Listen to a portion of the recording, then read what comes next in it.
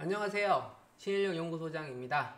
이번 시간에는 11월 달에 개정이 되는 근로기준법의 항목에 대해서 같이 공부해 보겠습니다.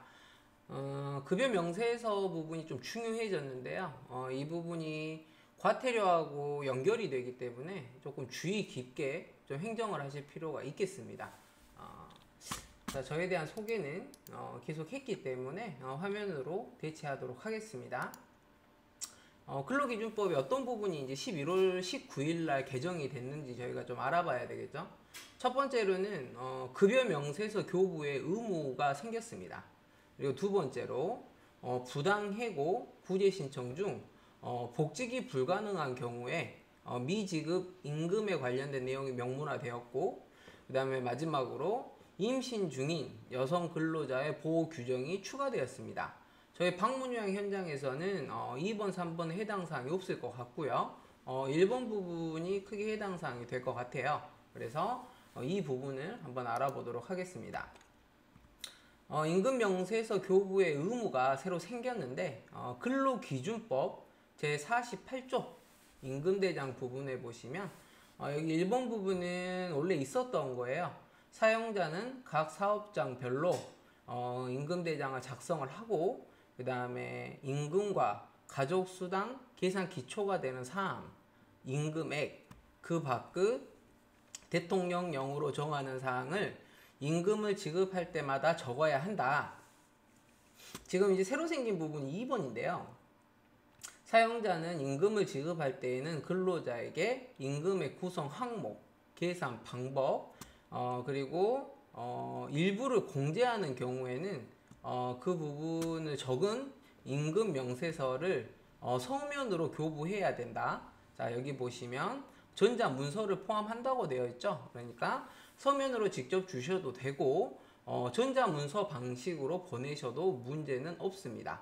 그러면 여기에서 이제 시행령에서 봤을 때 임금대장에 필수적으로 기재해야 되는 사항들, 이런 것들을 저희가 좀 알아봐야 되겠죠. 그러면 지금 이건 시행령에 나와 있어요. 27조, 이거 두 번 써졌네요. 죄송합니다. 27조에 보시면 성명, 이건 다 들어있죠. 그리고 저희가 생년월일이나 사원번호를 잘 적지는 않습니다. 급여대장에. 그렇지만 이 부분이 원래 들어가 있어야 되고요. 그 다음에 입사일, 이것도 좀 들어가 있어 줘야 합니다. 그 다음에 종사하는 업무, 이 부분은 이제 직책이나 직종으로 조금 대체가 가능해 보이고요. 요양보호사, 요양보호사 이런 식으로 쓸 수 있겠죠. 그 다음에 이제 계산 기초가 되는 그런 사항들이 좀 디테일하게 들어가져 있어야 하고, 근무 일수 들어가야 되고, 근로 시간수가 들어가야 되고, 그 다음에 혹시 저희가 이제 연장이라든지 야간이라든지 휴일 근로를 시켰을 때 그 시간의 수가 정확하게 들어가져 있어야 되겠죠. 그리고 기본급, 수당, 그 밖에 임금의 내역별 금액, 이런 부분들이 표시가 되어져 있어야 한다고 합니다. 자, 그러면 과태료 부분을 봐야 되겠죠. 아까 제가 여기 설명드렸다시피 임금대장 부분은 이런 부분들이 크게 다 써있지 않더라도 지금까지는 좀 딱히 문제를 삼지 않고 넘어가요. 임금대장 자체는. 근데 이제 그 전에 그 임금 명세서는 원하면 줘야 되는 그런 기준을 두고 저희가 행정을 했었는데 이게 의무로 바뀌면서 임금 명세서 교부의 의무를 위반한 경우에는 교부하지 않았을 때는 1차에 30만원, 2차에는 50만원, 3차에는 100만원의 과태료가 발생을 하고요. 두 번째로 이 기재사항 중에서 일부를 기재하지 않거나 사실과 다르게 기재하여 교부한 경우에는 20만원 1차 때, 2차 때는 30만원, 3차 때는 50만원의 과태료가 있는 거죠. 그러니까 교부하지 않았을 때는 벌금이 좀, 과태료가 조금 더 높고요. 우리가 교부를 하더라도 내용과 다르게 기재한 경우는 과태료가 좀 낮다는 것을 볼 수가 있죠. 그리고 과태료 기준에는 이 임금대장의 이 부분이 표시가 되지 않더라도 과태료가 있는 부분은 확인은 현재 되지는 않습니다. 제가 이 강의 준비하면서 이제 저희 그 노무법인 쪽하고 조금 대화를 많이 나눴는데 이 부분은 원래 있었는데 딱히 정확하게 모든 게 있지 않더라도 이제 현장에서 좀 넘어가는 편이라고 합니다. 그래서 그 부분들을 조금 참고하시면 좋을 것 같고요. 자, 다시 말씀드리지만 근로기준법 제48조 1항, 그러니까 급여 대장, 임금 대장이죠. 임금 대장은 기존에 쓰고 계셨던 양식을 그대로 쓰셔도 무방할 겁니다. 그리고 실제로 근로감독관이 생년월일이라든지 직책이 포함이 안 되어져 있으면 그 부분을 좀 넣으세요라는 그 지적사항이 나오면서 뭐 시정명령으로 갈 수도 있겠지만 그냥 지적사항 정도 나온다고 생각을 하시면 될 것 같아요. 임금대장 자체에는 어떤 것들이 들어가져 있어야 되냐면 현재 저희들이 쓰고 있는 게 지급합계, 그 다음에 근로자 공제 내역, 실지급액 이 정도 최소한만 표현해도 전혀 문제가 되지는 않습니다. 하지만 저희는 장교양 재무 규칙에 따라서 인건비 비율에 대한 보고의 의무가 있기 때문에 사회정보 시스템 상에는 우리의 기관이 부담하는 4대 보험 부담액, 퇴직금까지 포함하여 등록하도록 되어 있죠. 그래서 급여대장을 쓰실 때도 업로드 양식에 맞춰서 임금대장을 사용하는 것이 회계 업무를 보는데 굉장히 효율적이죠.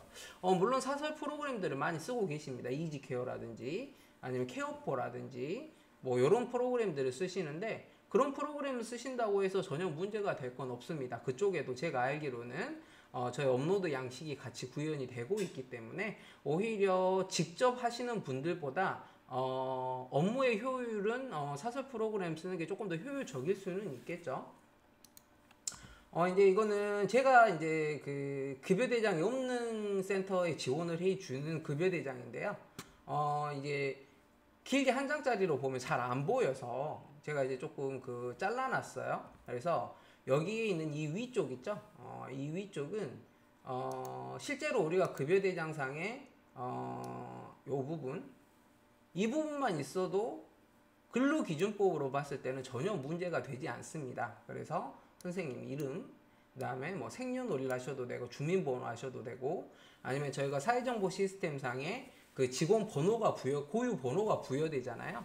이런 것들을 조금 부여하셔도 되고 직책은 이제 요양보호사니까 요양보호사, 그 다음에 우리가 근무 시간의 총량, 그죠? 그 다음에 휴일 근무, 뭐 연장 근무가 있었을 때 이런 부분들을 넣어주시면 되고 여기에는 야간 근무를 넣지 않은 거는 저희가 보통 방문요양 현장에서 10시부터 22시죠.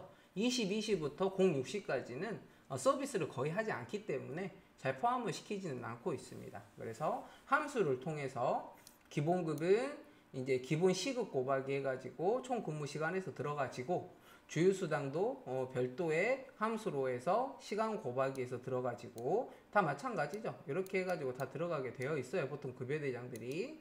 그죠?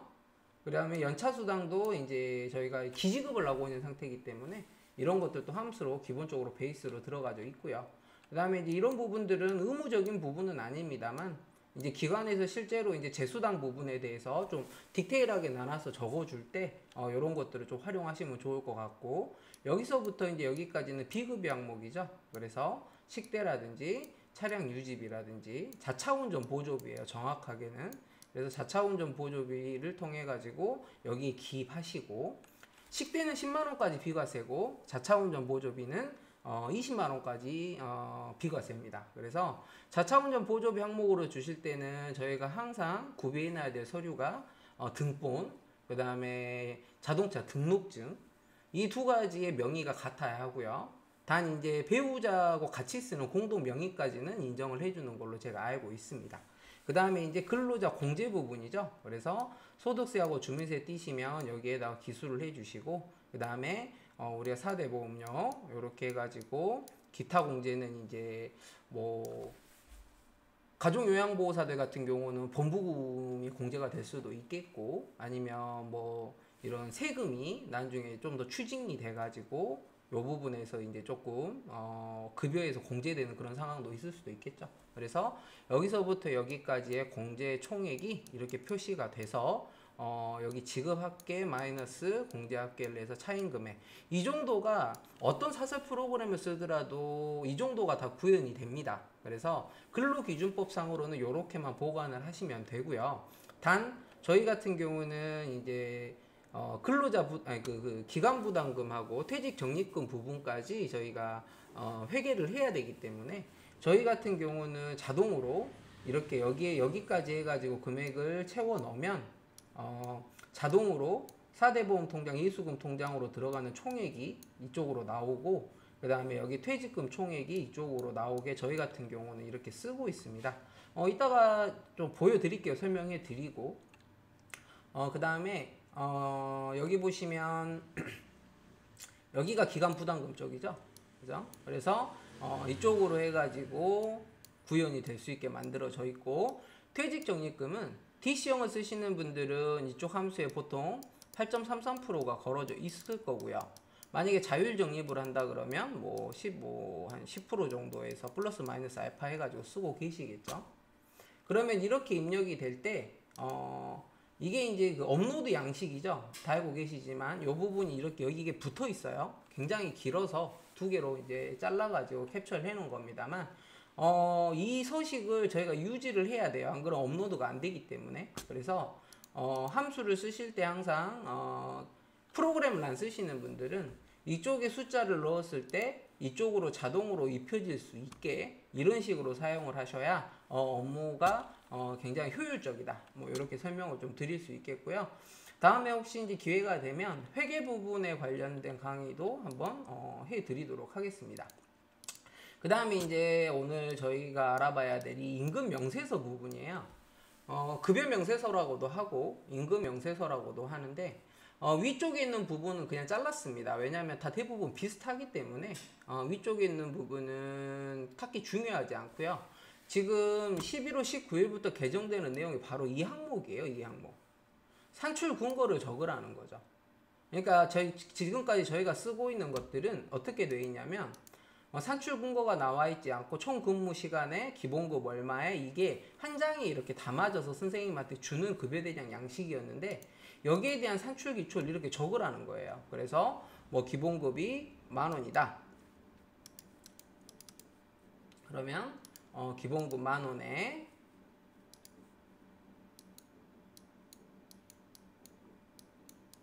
곱하기 저희가 60시간을 근무하셨다. 그럼 60시간 이렇게 실제로 적어달라는 거죠.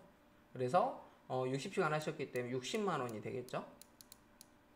이런 식으로 해서 이것들을 다 산출해서 적어달라는 거예요. 국민연금도 마찬가지로 국민연금 얼마 이게 아니라 총 이제 60만 원에 대한 4.5%니까 60만 원 곱하기 4.5% 이렇게 해서 얼마, 이런 식으로 해서 디테일하게 적어줘야 한다는 거예요. 그러면 이제 11월 19일부터 적용이 되기 때문에 저희 같은 경우는 이제 11월 급여부터 아마 명세서가 이렇게 나가줘야 될 걸로 보여지는데, 사설 프로그램 쓰시는 분들은 아마 이 부분을 반영을 할 걸로 보여집니다. 왜냐하면 이제 근로기준법이 바뀌었기 때문에 보통 사설 프로그램들은 빠르게 대응을 해줍니다. 그래서 이게 어떤 식으로 이제 이지케어라든지 케어포라든지 케어박사라든지 이런 프로그램에서 어떻게 구현이 될지는 모르지만 그래도 구현이 좀 될 거다.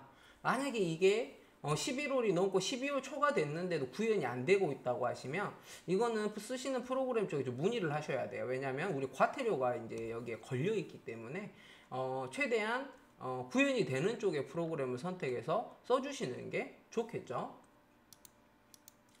그러면 이제 이 부분까지 해결이 됐으면 이제 이 강의 내용이 좀 짧아요. 왜냐면 그 임금 명세서 부분만 설명을 드리는 거기 때문에. 그래서 설명한 김에 이제 임금하고 관련이 된 통상임금하고 평균임금 부분을 조금 설명을 해 드리려고 해요.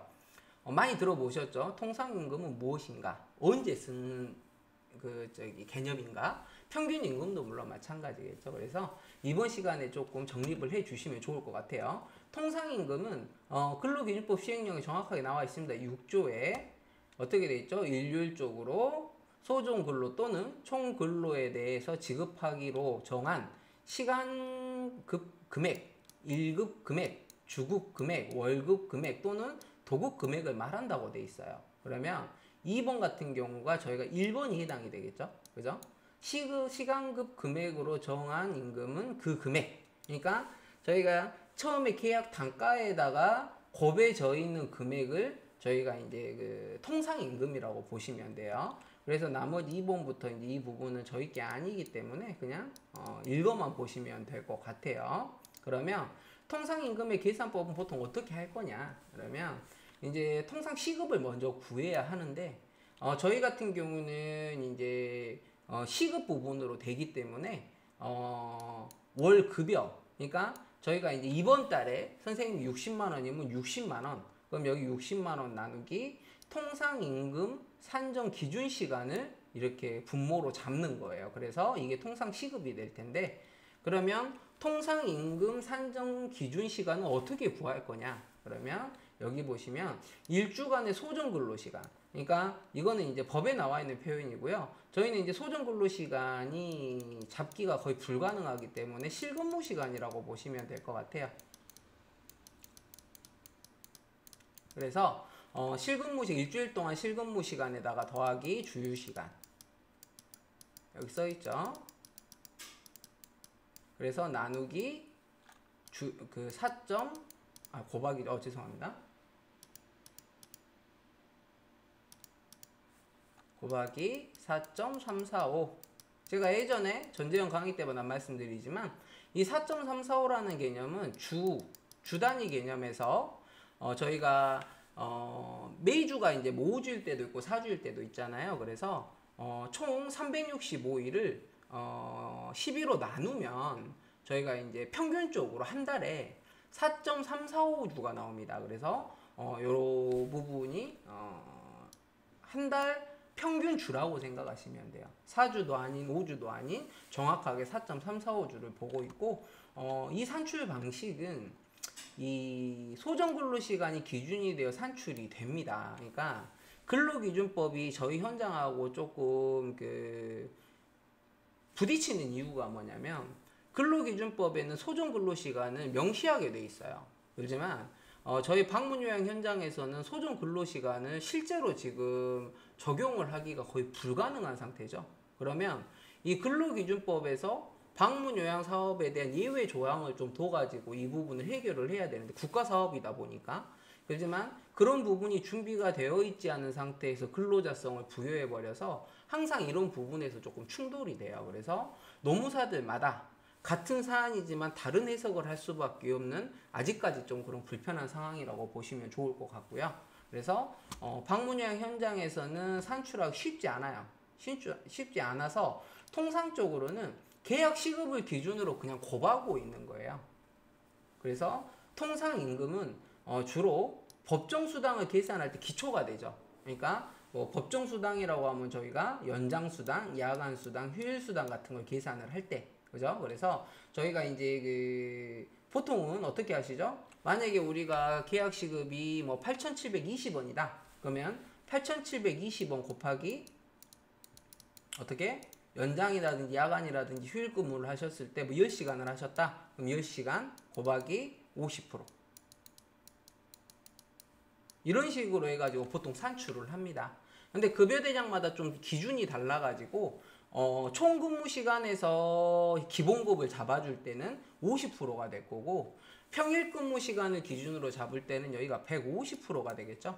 그래서 본인이 쓰고 있는 급여대장이 어떤 식으로 세팅이 되어 있는지 보고 이해를 하셔야 돼요. 그 다음에 연차수당도 마찬가지로 통상임금으로 해석을 하시는 분들이 더 많아요. 그래서 일일 통상임금을 산출을 해서 미사용 연차휴가 일수를 곱해가지고 연차수당을 계산을 합니다. 그러면 이런 경우에 연차수당의 총액이 좀 더 유리합니다. 평균 임금으로 계산을 하는 것보다. 그래서 노무사는 이제 통상임금으로 계산해도 된다고는 하는데, 막상 이 부분이 민원이 붙어서 고용노동부 쪽에 노동위원회로 가면 항상 근로자에게 제일 좋은 컨디션으로 적용을 하려고 하는 경향이 있다 보니까 법원까지 가기 전까지는 거의 이제 평균 임금에서 산출을 하려고 많이 해요. 그래서 이 부분은 민원건이기 때문에 현장에서 선택을 하시되 대부분은 통상임금을 기초로 하고 있다. 그럼 나중에 이제 저는 이 부분이 지금 통상임금이 아니라 평균임금으로 적용을 받아야 되는 거 아닌가요? 그러면 그때는 어쩔 수 없이 고용노동부의 해석을 다시 받아볼 수밖에는 없어요. 저희가 좀 불리한 상황이라고 보시면 될 것 같아요. 그 다음에 이제 평균임금은 산정하여야 될 사유가 발생한 날, 직전 3개월에 근로자에게 지급된 3개월의 총액을 총일수로 3개월 동안의 총일수로 나눈 금액을 말해요. 그래서 어디서 많이 보셨죠? 계산법이 어디서 보셨죠? 대부분이 퇴직금이 산정이 될 때는 평균임금으로 저희가 평균임금을 산정을 해가지고 퇴직금의 산출 기초를 쓴다. 이렇게 생각을 좀 하시면 될 것 같아요. 그래서 통상임금하고 평균임금하고 차이는 이렇게 나는 겁니다. 결국은 통상임금이 어떤 금액이 들어갈지 이거를 이제 원장님들이 이해를 좀 하셔야 되는데, 통상임금의 기준이 거의 이제 크게 4가지가 해당이 돼야 돼요. 그래서 소정 근로의 대가성이 무조건 있어줘야 돼요. 여기 보시면 소정 근로의 대가성이 있어줘야 되고, 그 다음에 정기적이어야 되고, 그 다음에 일률적이어야 되고, 그 다음에 이렇게 그 고정성이 있어줘야 돼요. 이 크게 4가지가 해당이 돼야 통상임금으로 들어간단 말이에요. 그러면 조금 더 디테일하게 보면 이 연장근로, 야간근로, 휴일근로 이런 추가로 근로의 대가에 지급되는 임금은 이 통상임금으로 보통 해석을 하지는 않습니다. 단 처음에 계약을 할 때 이 연장이라든지 야간이라든지 휴일근로가 소정 근로시간에 포함이 돼 있지 않은 상태여야 통상임금에 안 들어간다는 거죠. 그러니까 상시적으로 계속해서 똑같은 그 수당을 계속 받게 되면 그거는 통상임금이 돼요.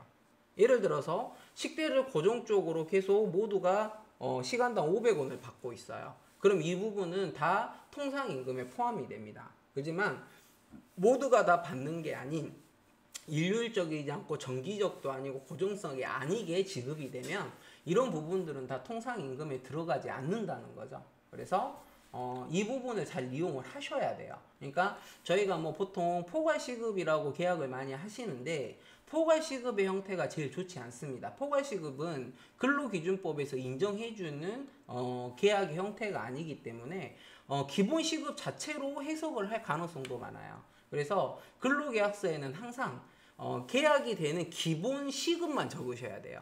나머지 부분은 그냥 발생할 때 주는 거죠.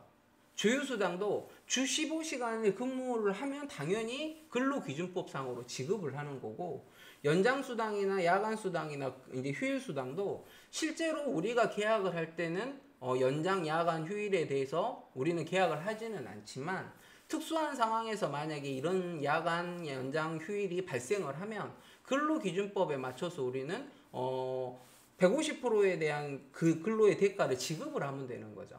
그러니까 이런 식으로 처음에 결정되지 않는 근로 조건이면 통상임금에다 포함이 되지 않는다. 이렇게 보시면 될 것 같아요. 평균임금은 산정 전 3개월의 모든 임금의 합이기 때문에 통상임금 플러스 이제 복리후생으로 나오는 돈, 성과급이라든지 가족수당이라든지 아니면 뭐 요런 돈들 있잖아요. 단발성으로 아니면 비정기적으로 나가는 모든 금액들이 다 포함돼 가지고 평균 임금이 산정이 되는 거예요. 그래서 퇴직금 부분을 계산할 때는 통상임금으로 하지 않고 실제로 받은 지급 합계의 3개월의 총합으로 기준을 둬 가지고 한 달에 임금을 산출을 해서 공식에 맞게 퇴직금을 계산을 한다고 보시면 좋을 것 같아요. 그래서 오늘 교육은 이겁니다. 이때까지 이제 급여 명세서 부분 지급이 거의 의무가 아니었기 때문에 잘 지급을 하지를 않았단 말이에요. 근데 이제는 법으로 지급의 의무가 주어졌기 때문에 분명히 고용노동부 쪽에서 이 부분을 조금 단속을 하고 지도 감독을 할 것이다. 이렇게 생각을 하셔야 돼요. 그래서 지금 코로나 시기도 하고 그 다음에 선생님이 급여를 받을 때의 센터로 급여대장, 임금 명세서를 직접 수령해 가기가 좀 어려운 상황이다 보니까 현장에서 원장님들은 이 부분을 선생님이 갖고 계시는 전자 이메일, 그죠? 그러니까 이메일 주소를 다 취합을 하셔가지고 이메일로 다 발송을 해버리시는 게 아마 나중에 지도 감독을 받을 때 좀 과태료를 좀 피해 갈 수 있는 그런 상황이 될 것 같습니다. 오늘 교육은 이 정도로 마치도록 하겠습니다. 마지막 시간은 이제 저희 Q&A를 주시면 그 부분을 제가 취합을 해서 Q&A에 대한 답을 드리는 쪽으로 하고 아마 강의가 마무리가 될 것 같아요. 날씨가 많이 쌀쌀해졌으니까 다들 감기 조심하시고 다음 주에 강의 때 또 찾아뵙도록 하겠습니다. 수고하셨습니다.